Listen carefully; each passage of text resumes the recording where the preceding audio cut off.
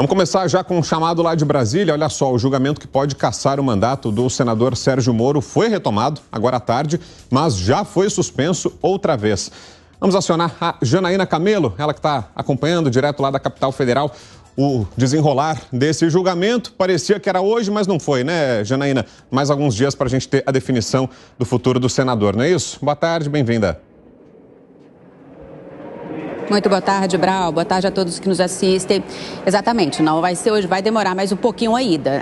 Houve um pedido de vista logo depois do segundo voto nesse julgamento, né? Então o placar está empatado, está 1-1. Quem acabou de votar foi o desembargador José Saad pela cassação do mandato de Sérgio Moro, pela inelegibilidade dele por 8 anos, também defendeu aí novas eleições ao cargo de senador pelo estado do Paraná. Só lembrando que são duas ações que estão sendo julgadas. Uma que foi apresentada pelo PL e outra por uma federação, pela federação da qual o PT fez parte durante a campanha. Então, o Sérgio Moro, ele está respondendo ainda desse julgamento por abuso de poder econômico, por uso de Caixa 2 e por uso indevido dos meios de comunicações. Isso na pré-campanha, porque esses partidos, eles argumentam que Moro, ele acabou se beneficiando em relação aos outros candidatos ao Senado, porque antes de se registrar candidato a senador, ele teve um bom tempo aí como pré-candidato à presidência da República. Então, ele teve aí uma grande exposição, segundo essas ações, e também teve um valor de fundo partidário autorizado, né, muito maior do que para o cargo de senador. Então, no seu voto, Rodrigo Saad, ele disse o seguinte, que após deixar o executivo, durante o governo de Bolsonaro, Sérgio Moro, a população começou a vê-lo como, sim, um político atrás de votos. Lembrando que na última segunda-feira, no voto do relator, do Luciano Carrasco, ele disse que foi contra a cassação de Sérgio Moro, né? Ele disse que até as pedras sabiam que quem era Sérgio Moro, porque ele ficou muito conhecido durante a Operação Lava Jato. Então, não cabia aí essa motivação dessas ações. O desembargador que votou hoje, ele disse o seguinte, que ainda que concordando com a premissa do relator, para quem as candidaturas não nascem do acaso e são, sim, construídas no dia a dia, ele disse que chegou a uma conclusão diversa, que esse chamado dia a dia traz uma fluidez e dinamismo ao processo eleitoral do candidato, que atos, ações e falas que ele fez na pré-campanha propagaram efeitos em todo o seu caminhar e não é simples apagar tudo que foi dito, e isso acabou beneficiando quando ele mudou as velas do seu barco tentando aportar no Senado Federal. Então, ele disse que houve, sim, um abuso de poder econômico, que esse abuso de poder econômico, ele passa pelo desrespeito às regras eleitorais, mas que há situações em que isso se configura mesmo sem intenção, mesmo não sendo intencional por parte do senador, houve, sim, um abuso de poder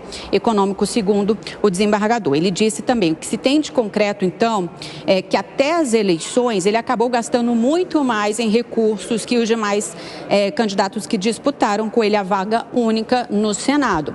Porque, segundo ali o desembargador, foram gastos na pré-campanha pelo senador, pelo Podemos, durante a pré-campanha à presidência da República por Sérgio Moro, 4 milhões, cerca de 2 milhões de reais, né? Para o cargo de senador, são 4 milhões e 400 mil teto aí do fundo partidário que pode ser gasto, mas geralmente o senador gasta muito menos do que isso, cerca de 15% e 20%. Então, ele disse também que o que implicou isso acabou implicando em completo desequilíbrio do pleito.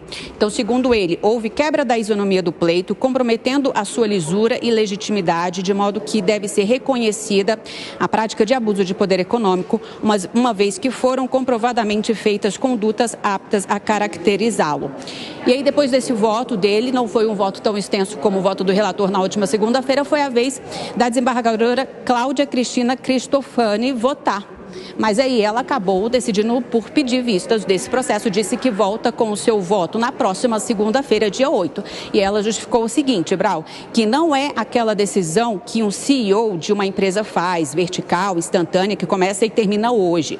Segundo ela, estamos diante de um processo que precisa ser amadurecido. Só lembrando que o presidente do TRE, do Paraná, ele separou 3 sessões inicialmente para julgar esse caso, que terminaria na próxima segunda-feira. quarta-feira. Depois do último pedido de vista, ele acabou cedendo a mais uma sessão extra na terça-feira. Então, vamos ver como é que vai ficar tudo, porque são 7 desembargadores no total, 2 já votaram, então faltam aí 5 desembargadores a votar. Brau. Perfeito. Está desenhado aí, então, o cenário. Valeu, Janaína Camelo. Obrigado pelas informações.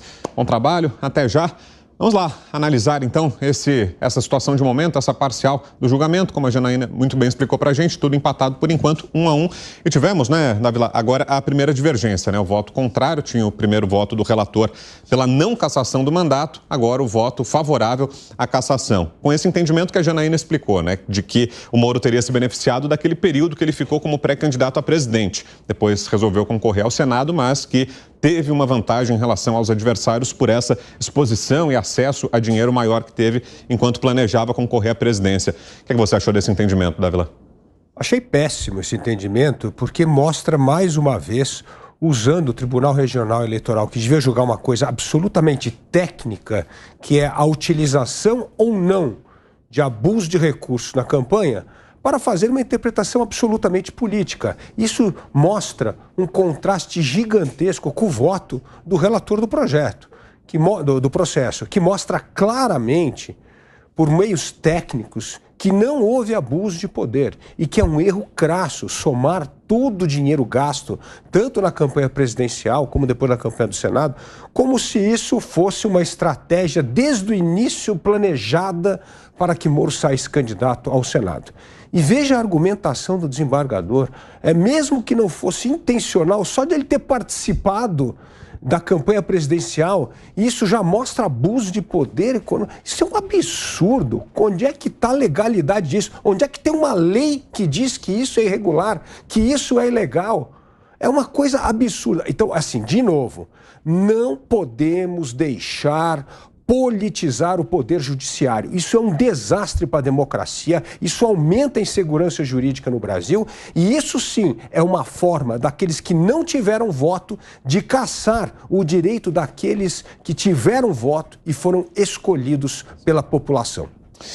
E você, Piperno, achou acertado esse entendimento do juiz que apresentou o voto hoje, do desembargador que abriu essa divergência, ou, como Dávila, viu também uma leitura política por parte do desembargador? Piperno? Em relação a esse voto especificamente, eu tenho uma opinião até certo ponto parecida com a do Dávila, mas eu insiro isso numa outra observação que eu sempre faço aqui. O Brasil, ele não é um país lá de tão bom caráter assim e também não é um país de mentes brilhantes. Tem lá, óbvio, tem uma ou outra e tal. O Brasil não é, na média, o país dos mais inteligentes do mundo. E veja, e também não é um país intelectualmente muito bem preparado. Veja, esse voto, e eu não estou questionando o fato de alguém votar contra o voto lá do relator. Eu gosto de me reapegar às argumentações. Eu assisti aquelas intermináveis sessões do STF com os votos, por exemplo, e gosto da TV que transmite esses julgamentos. Você se diverte vendo lá os julgamentos? Eu me divirto muito e aprendo muito, porque eu ficava olhando aqueles votos intermináveis do ministro Celso Mello, por exemplo, e admirando a inteligência dele. Da mesma forma que o ministro Joaquim Barbosa era outro de quem eu gostava muito, o próprio Gilmar Mendes, de quem, aliás, eu tenho muitas e muitas divergências e tal, mas eu fico olhando, às vezes até meio hipnotizado, falo, pô, como esse cara é preparado, é inteligente, é culto, refinado, né? Por mais que eu possa discordar de tudo, mas ele vai, pelo menos, buscar sempre argumentações muito sólidas. Então, pegando do fim, hoje, por exemplo, o portal UOL publica uma matéria mostrando que um advogado do PL, nesse processo, ele conseguiu, sabe-se lá como, e-mails trocados por autoridades, por advogados do União Brasil, o partido do Sérgio Moro. O que o advogado do União Brasil disse lá atrás?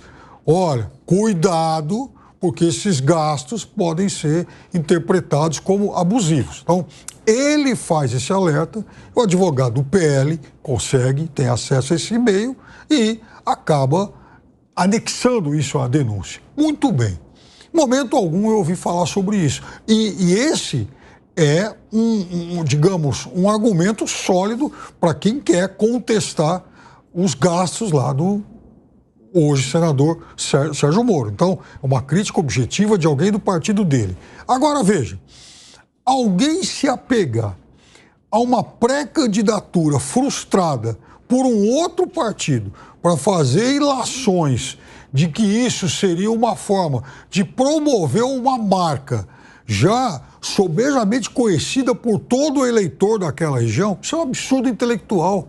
É um absurdo intelectual. Até brinquei aqui ontem, lá no Paraná, até as araucárias conhecem o Sérgio Moro. Óbvio, ele é de lá, nasceu lá, fez a carreira lá, ganhou projeção nacional lá. Então, para que o Sérgio Moro precisaria forjar uma candidatura a presidente da República por um outro partido para disputar depois uma eleição no Paraná?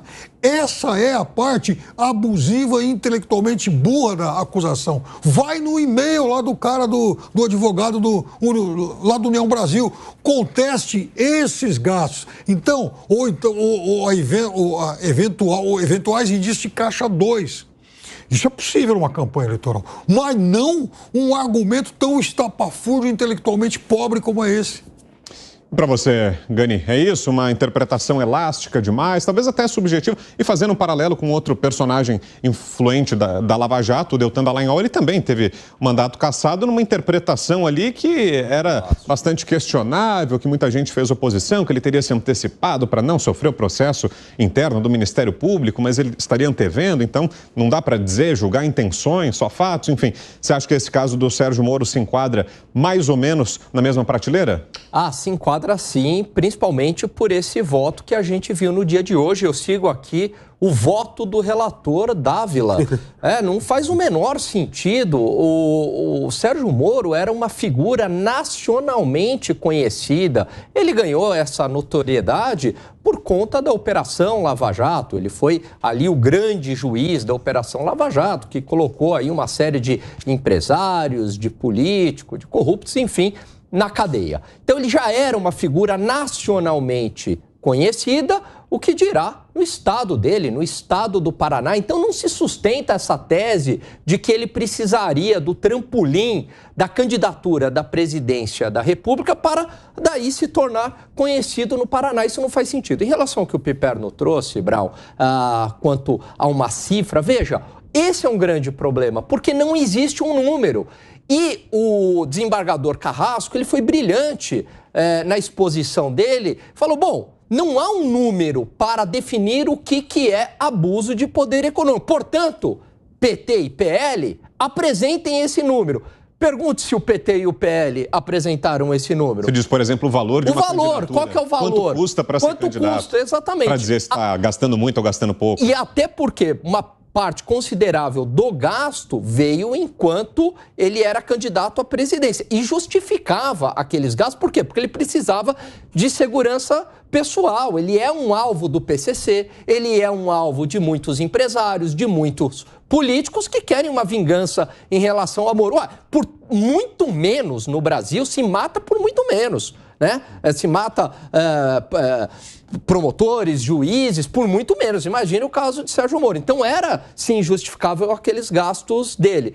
Agora, eu acredito que passa, sim, no TRE, porque é muito difícil derrubar a exposição, ao meu ver, brilhante do Carrasco. Ponto por ponto ele foi levantando, ele foi derrubando todas as teses e fez questão de separar, falando o seguinte, eu estou julgando o abuso de poder econômico. Eu não estou julgando a conduta do Sérgio Moro na Lava Jato e nem enquanto ministro.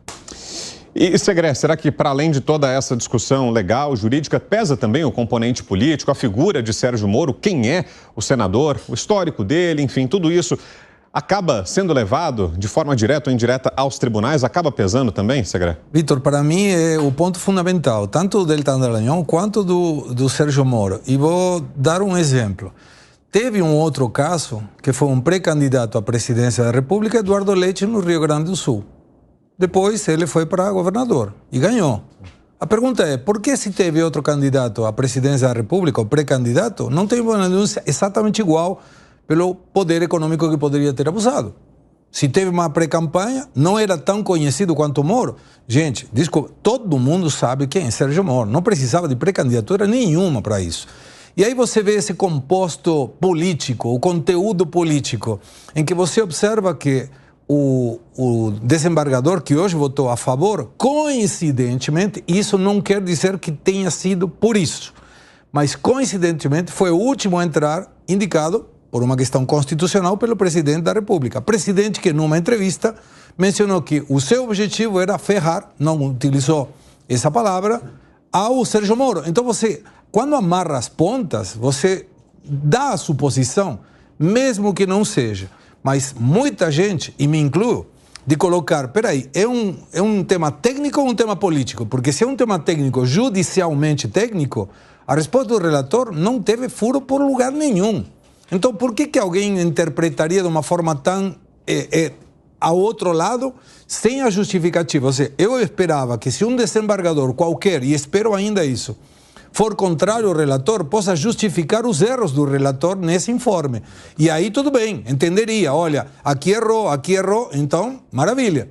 Mas não tendo, quando a gente arma as pontas, o presidente numa entrevista que diz que quer ferrar o Moro, o desembargador colocado pelo presidente vota a favor da cassação, sem nenhum argumento que tire o argumento do relator. Fica muito estranha essa questão de que justo os dois principais atores da Lava Jato estão sendo retirados, ou na tentativa, um já foi, Deltan Dallagnol, e no caso de Sérgio Moro, que seria inclusive, se o resultado foi pela cassação, incluiria a inabilitação para ele se candidatar. Sim. Coisa que o Deltan não tem. Então, é muito estranho. E aí, de novo, fui amarrando, mas espera aí, o Eduardo Leite também era pré-candidato a presidente. Por que não tem nenhuma denúncia? Uhum. Porque o uso era o mesmo.